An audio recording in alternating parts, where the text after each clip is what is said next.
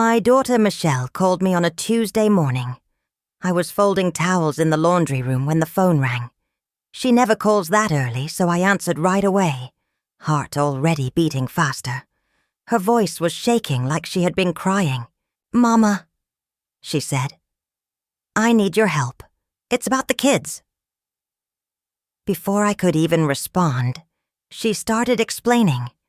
Said Jalen had been rushed to urgent care after throwing up all night. Said the baby had a fever that wouldn't break. Said their insurance lapsed and the urgent care center wouldn't take them without upfront payment. She said she was behind on the electric bill too, and didn't want the house to go dark while the kids were sick.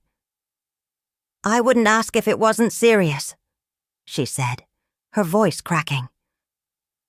"Hold on a moment before we move forward.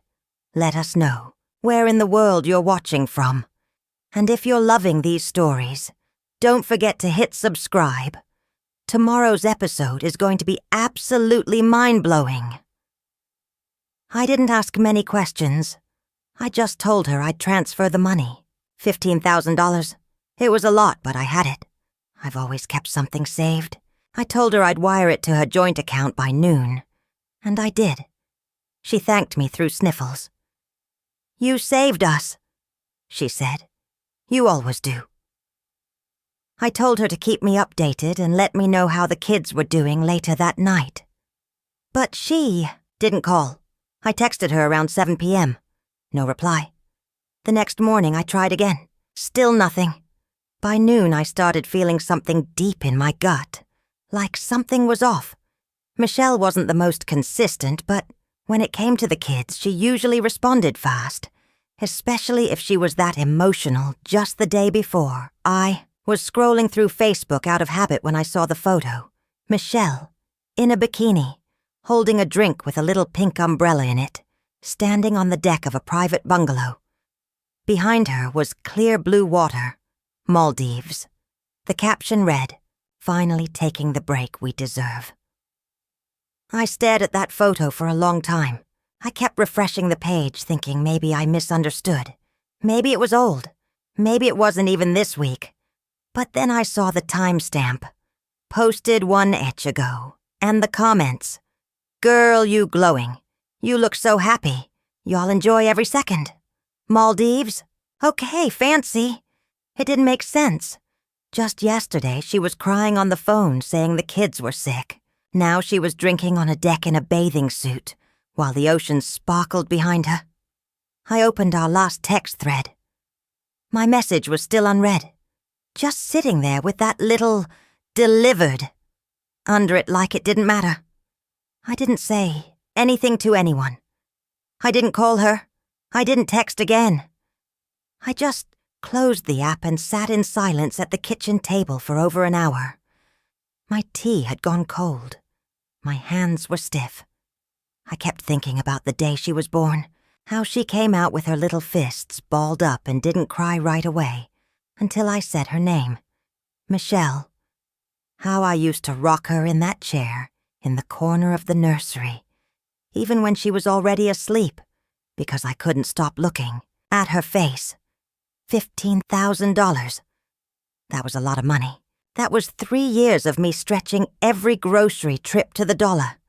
That was 2 summers of saying no to the AC and wearing shorts in the house. That was part of what I saved for my funeral, so she wouldn't have to worry about it. But she wasn't thinking about any of that when she got on that plane. That night, I didn't sleep well. I kept playing it back in my mind. Her voice on the phone, the way she cried, the urgency. I even wondered if I had imagined the whole thing. Maybe I misheard. Maybe something changed. But deep down, I already knew. She lied. And the part that hurt the most wasn't even the money. It was how easy it was for her to do it. How easy it was to leave me thinking her children were sick, scared, suffering, just so she could sit on a beach with her husband and sip something sweet. Thursday morning, I got a call from my friend Laverne. We usually talk on Thursdays, just to check in. I didn't tell her everything, but she could hear something in my voice. "You all right?" she asked.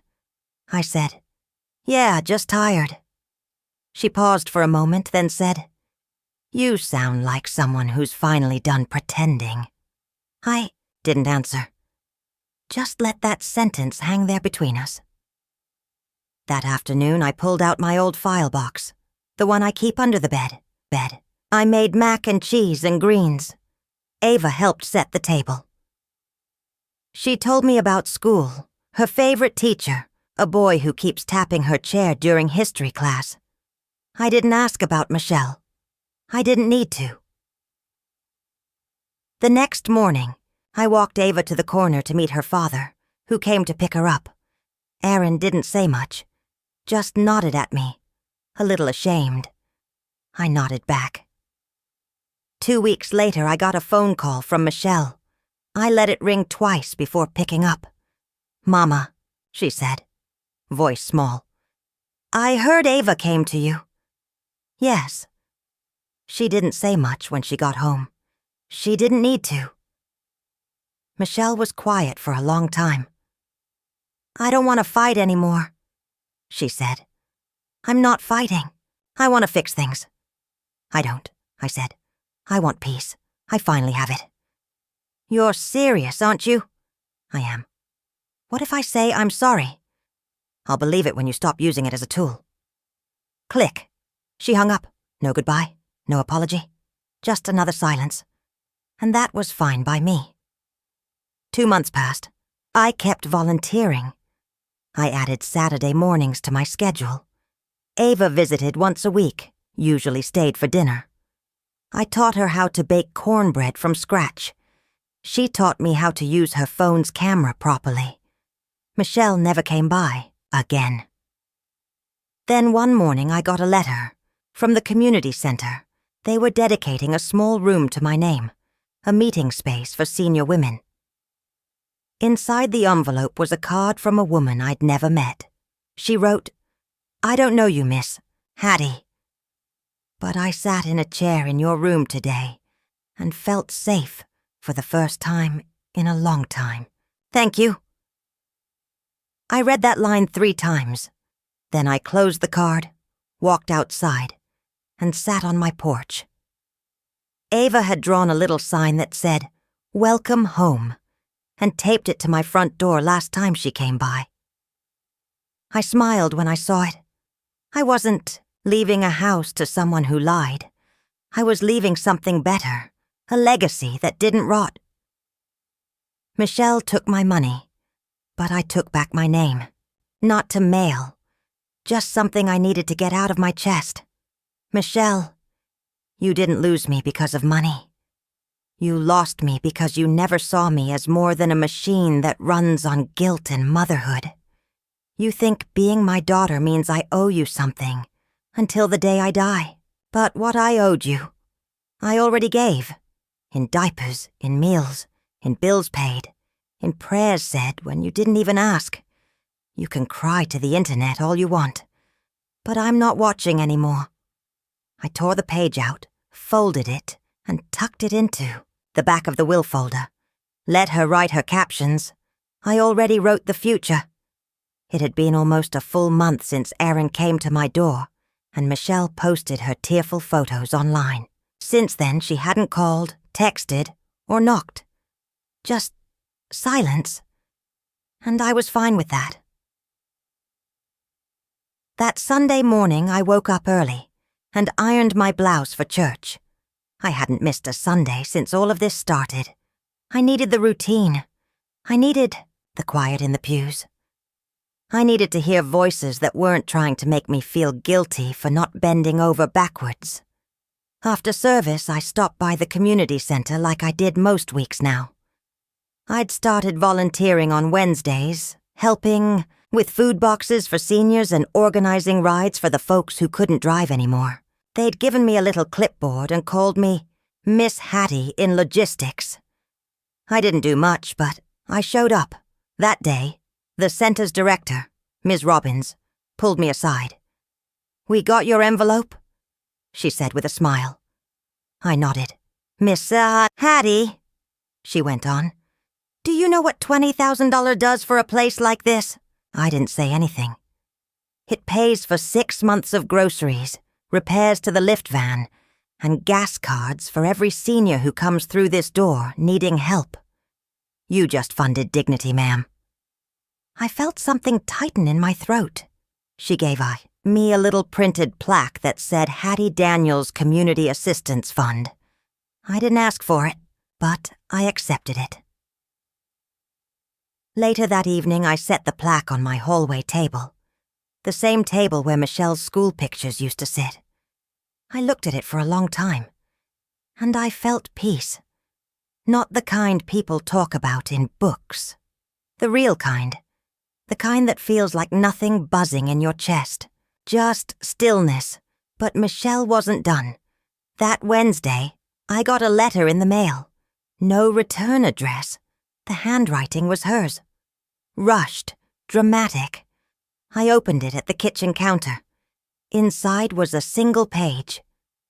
I don't know why you're doing this to me. You've always been the strong one. You were supposed to love me unconditionally. Now you've turned the whole family against me.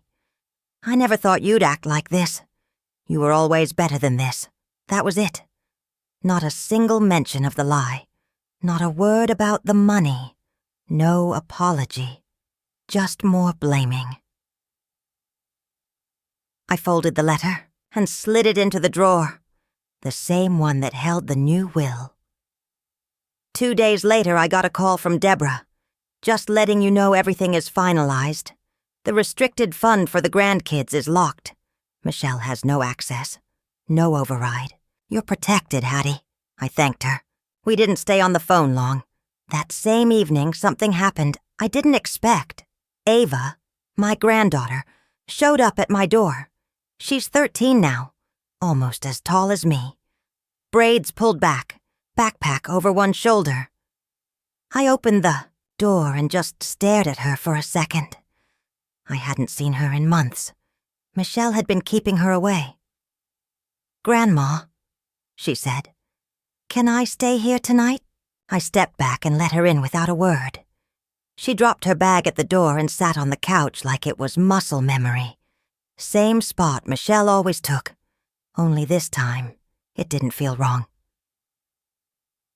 I brought her a glass of water and sat across from her. She didn't talk much at first, just looked down at her shoes, fidgeted with the hem of her hoodie. "They were arguing again," she said. "Mom and Dad, loud. She said you betrayed her, that you ruined everything. I didn't know where else to go." I reached across and touched her hand. She didn't pull away. "You always have a place here," I said.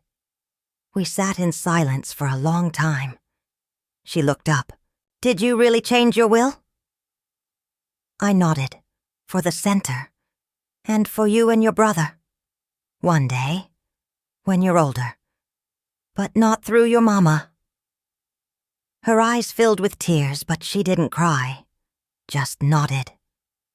"Thank you," she whispered. That night, I peeked through the window and saw Aaron standing there. Michelle's husband.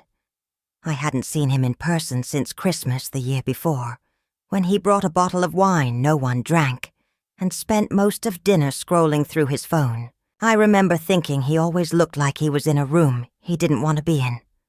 I opened the door. He didn't smile. Just looked at me like he was working something out in his head. "Evening," he said. I nodded. "Aaron." He looked down, at his shoes, then back up. "She told me what you did." I didn't say anything. "She's been crying for days," he went on. "Said you cut her out of everything. That you made some big dramatic move because of the trip." I stepped aside. "You want to come in and talk like an adult or stand there and keep guessing?" He hesitated, then walked in.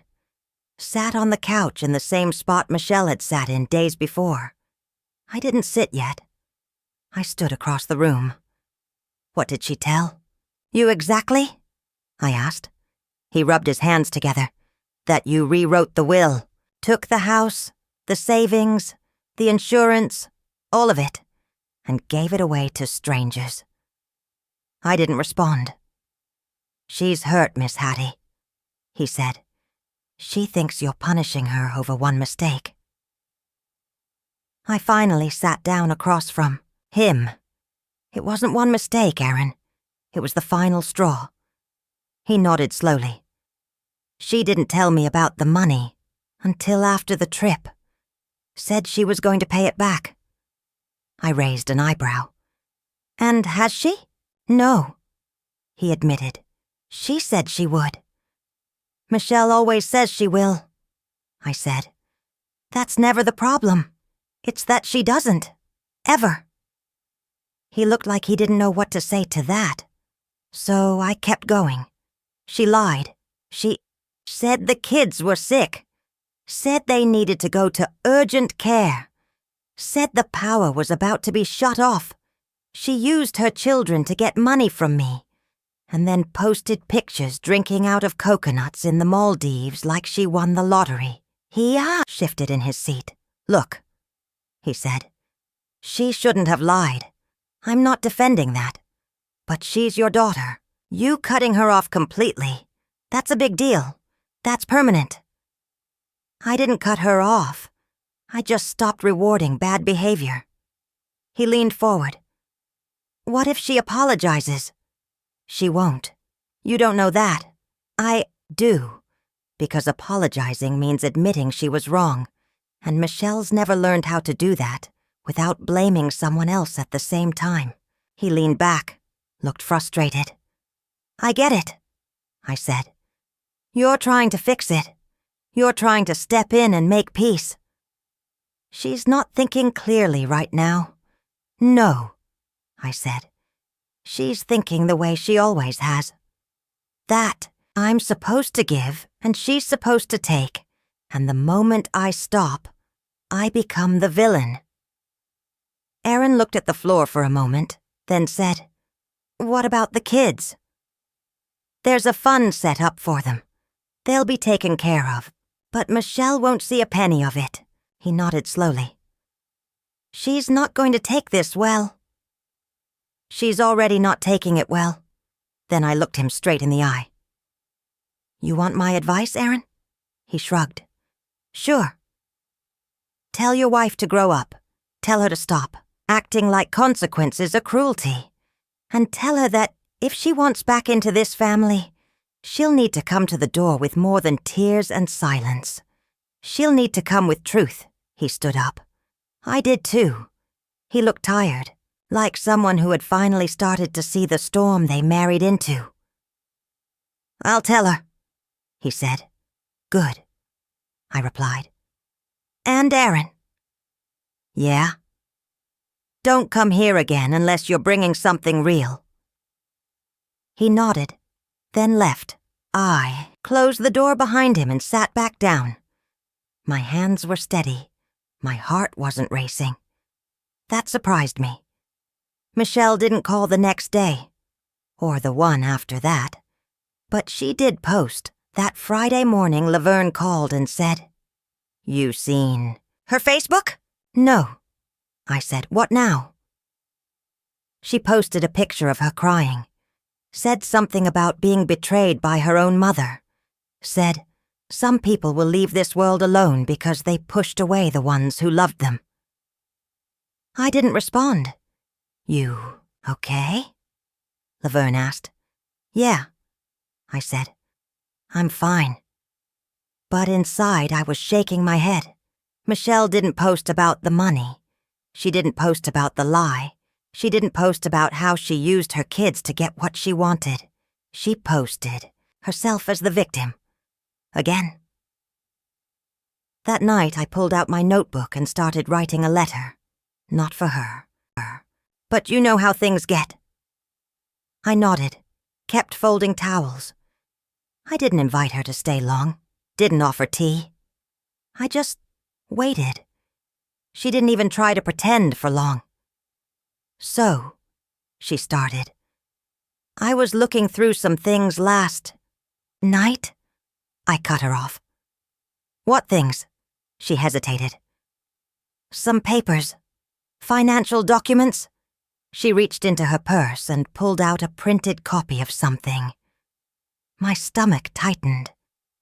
You changed your will, she said, waving the paper.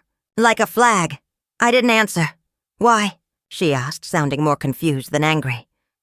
Why would you do that without even telling me? I put down the towel I was folding and sat in the chair across from her. Calm, steady. You lied to me, Michelle. You used your children to get money out of me. Then you went on vacation and posted about it like I didn't exist. Her jaw tightened. That was one mistake. No, that was the last one. You're really going to cut me out of everything? After everything you've done for me? What? You're just going to leave it to strangers? They're not strangers, I said. They're women like me. Women who gave everything and got used up. I'm your daughter, she snapped. Yes, and I'm your mother. But that's not a free pass to do whatever you want and still collect the reward. Her eyes narrowed. So you're punishing me? No, I said. I'm protecting myself. I gave you everything I had when you needed it. When you were little. When you were broke. When Aaron left the first time. When the kids were born. When you needed help with rent, groceries, childcare. And I never asked for anything back. She shifted in her seat. You didn't have to. I didn't ask you to do all that. That stung more than I expected. She said it like I had volunteered to suffer. You didn't ask because you knew I would. You knew I'd never say no. I thought you loved me, she said, quieter now. I did. I still do. But love without respect is just another way to get used. She looked away for a second, then back at me. So what now? You're just done with me? I'm done pretending this is a relationship when it's really just a transaction. Her voice cracked a little. You changed your whole will behind my back. I stood up slowly. I changed it because of your back, because you turned it on me. She stood too, picked up her purse. This is cruel, she said. You're acting like a stranger. No, I said. I'm acting like someone who finally learned. She shook her head, muttered something under her breath, and walked out without saying goodbye. Slammed the door harder than she needed to. I didn't move for a while, just stood there looking at the door like it might open again and she'd come back different. But she didn't. That night, I sat on the edge of my bed with the copy of the will in my lap. I looked over the names again. The nonprofit for elder women, the scholarship fund, the church pantry. I added one more. I called Deborah the next morning and asked her to make a final adjustment. I want to set up a restricted fund, I said. For who? She asked. For Ava and Jalen, I said. But Michelle can't touch it. Ever. She was quiet for a second, then said, I'll draw up the paperwork today. I didn't do it for Michelle. I did it because those children didn't ask to, be caught in the middle of their mother's choices. And no matter how I feel about her, they still carry my blood. The fund would be managed by the bank and released only for education or housing after they turned 21. Not a penny before.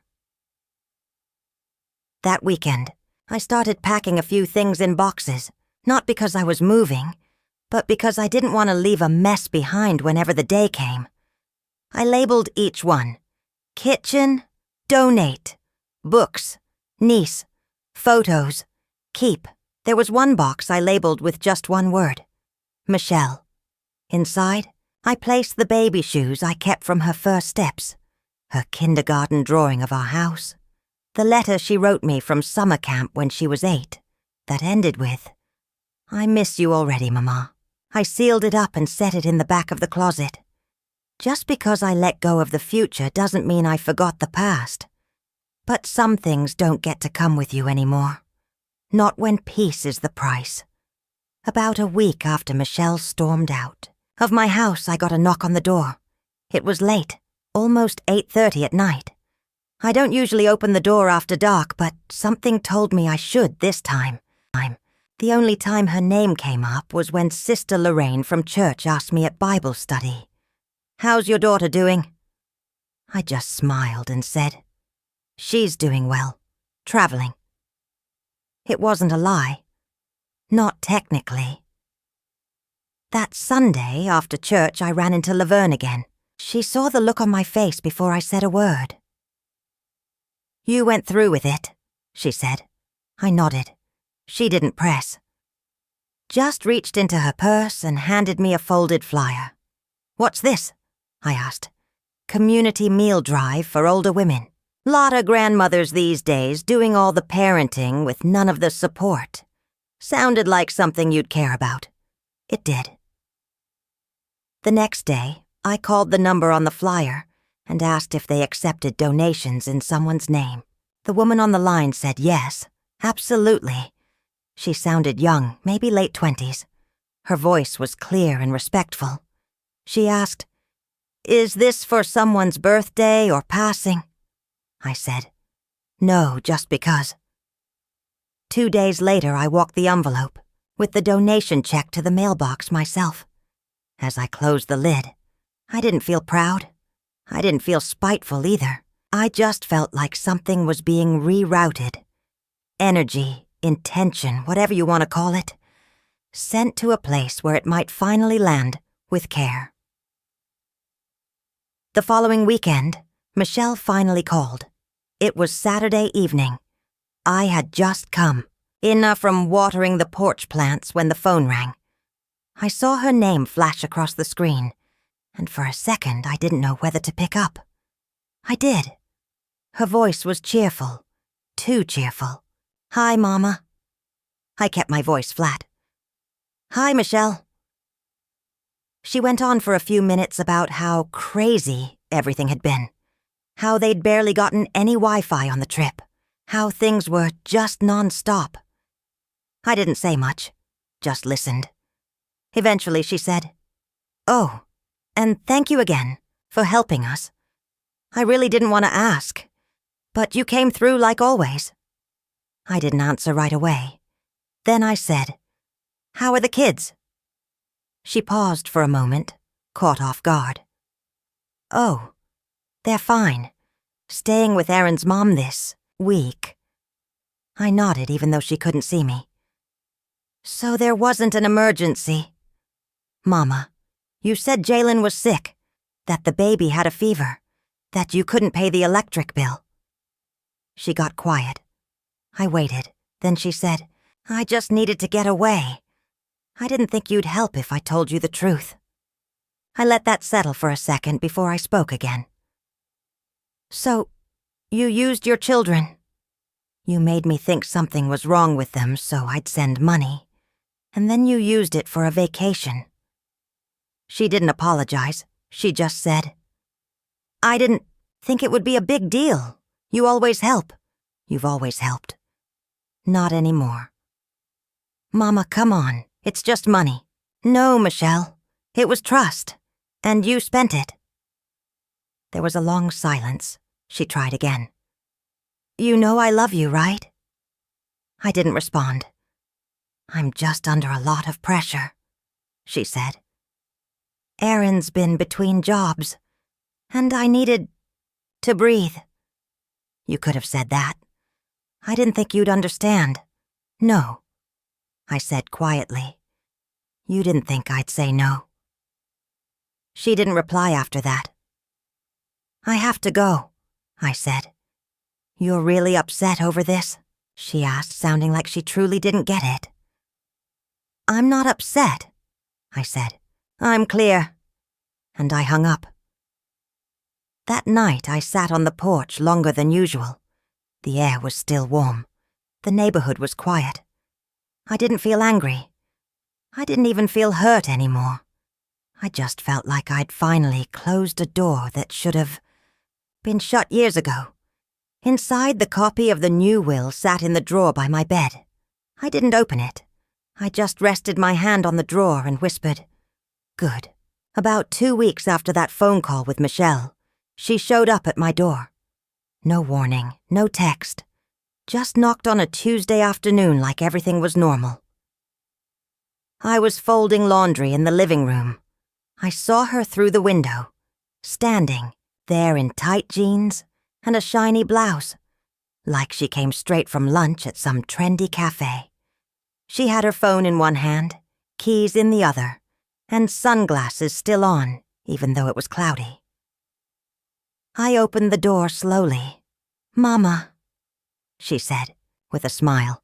I was just in the area. I didn't say anything. I just stepped aside so she could come in. She walked past me like it was her house. Same way she used to when she was a teenager. Dropped her purse on the end of the couch and sat down like she owned the air in the room.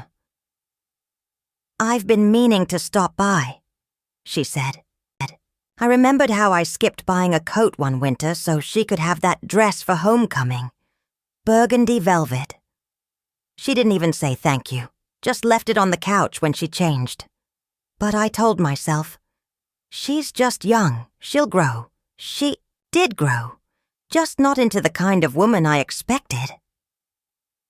People like to say that being a mother means giving without expecting anything back. And maybe that's true for the first few years. But after a while, you start hoping that the love you gave out like water would turn into something more than silence. Michelle didn't just take the money, she took my trust. And that's harder to replace.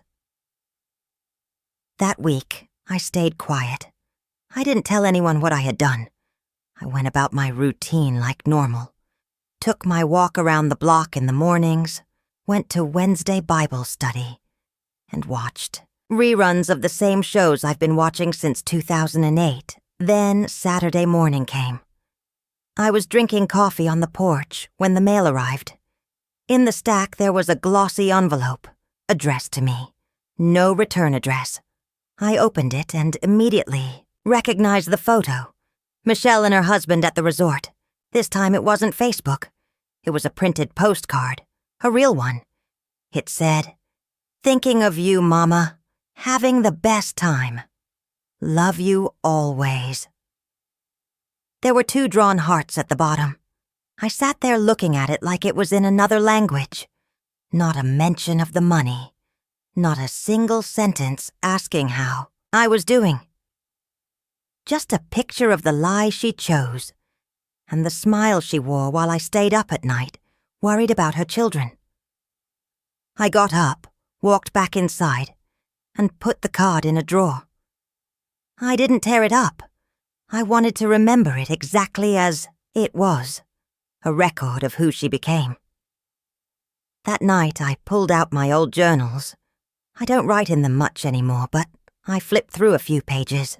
Back when Michelle was still in middle school, I wrote about how scared I was she would grow up and stop needing me. Now I see I should have been more scared of the day she would grow up and stop seeing me.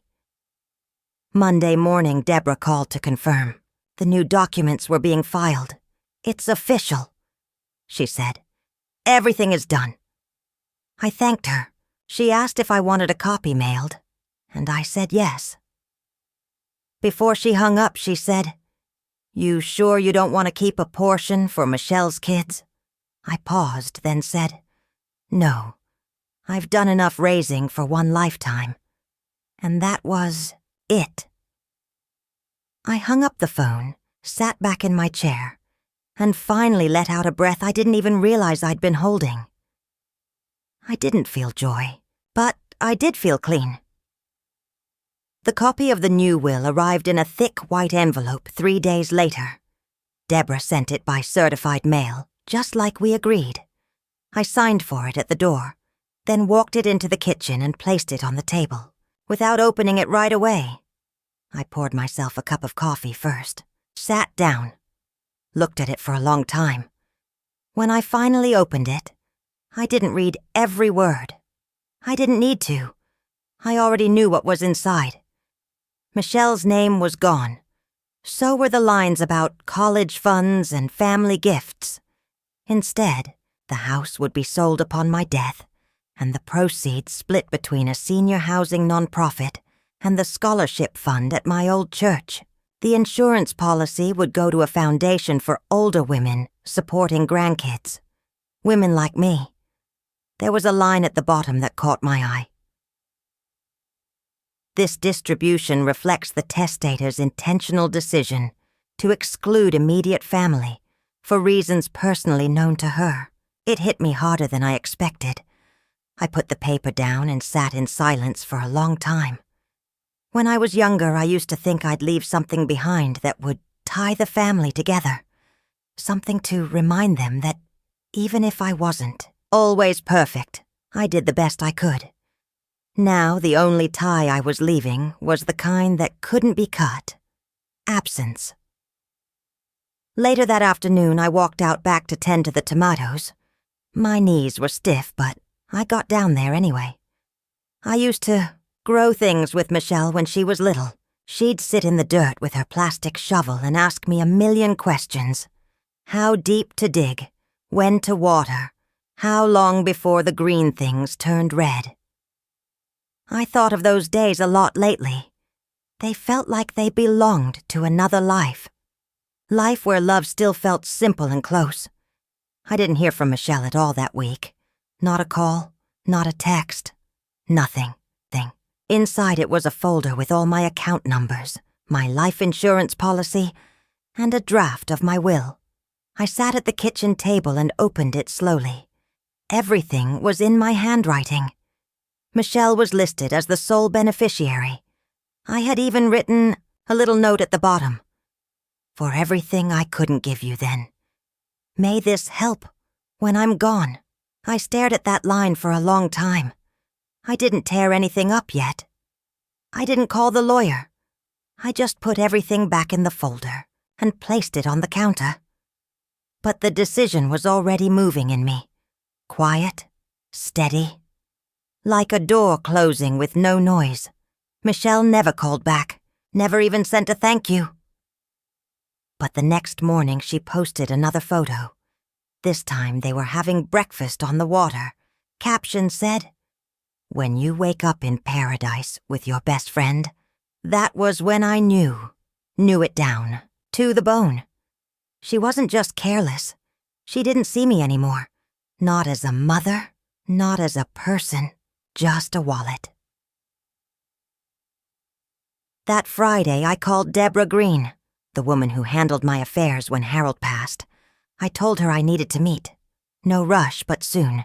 She said, "We can do Monday. Is everything okay?" And I said, "Not yet. But it will be." Monday came. I woke up early even though I didn't sleep much the night before. My body aches more in the morning lately. I think it's age, but sometimes I wonder if it's just years of holding things in. I made myself some oatmeal and boiled a pot of tea. Sat at the table staring at the folder I'd placed there 3 days ago. The one with the draft of my will. I hadn't touched it since Friday, but it felt heavier just sitting there. At 10:45 sharp, I got into the taxi I called and went to Deborah's office. She'd moved since the last time I saw her. New building, bigger, glass windows. She greeted me in the lobby and hugged me like I was her own auntie. "Miss Hattie," she said, "it's been too long." I just smiled and said, "Let's get to work." Her office smelled like cinnamon, and there were framed pictures of her 2 kids on the desk. I remember when she had them. I used to knit little booties for baby showers back when my hands worked better. One of her boys is in college now. Time moves, even when you're stuck. She pulled out her legal pad and started asking questions. What's changed? I didn't dance around it. I told her the truth. I told her Michelle lied to me. I told her she took $15,000, meant for a medical emergency, and spent it on a vacation. And I told her that I wasn't mad. I was done. "I need to update the will," I said. She looked at me for a long moment, then nodded. No judgment, just business. We went through the existing version. Michelle was the sole beneficiary. Everything went to her. The house, the savings, my insurance. I had even written in a little note to establish a college fund for Jalen and Ava, her 2 kids. I asked Deborah to take all of it out. Everything? She asked. Every last cent. I could feel the words pressing up in my chest, but I held them back. I didn't cry. I didn't need to explain more than I already had. I want the money to go somewhere else, I said. Somewhere it'll be used with respect. Deborah nodded and made a note. We spent the rest of the hour writing out instructions. The house was to be sold upon my passing, with proceeds going to a community support fund I'd read about in the church bulletin. They help older women like me, grandmothers raising kids alone after their children fall off the map. I wanted my money to help someone who knew what it felt like to carry a family on your back and still be told it wasn't enough. The whole thing took about 90 minutes. When I left her office, I didn't feel relief, not right away. I just felt empty, like something had been pulled out of me, and there wasn't anything left to fill the hole.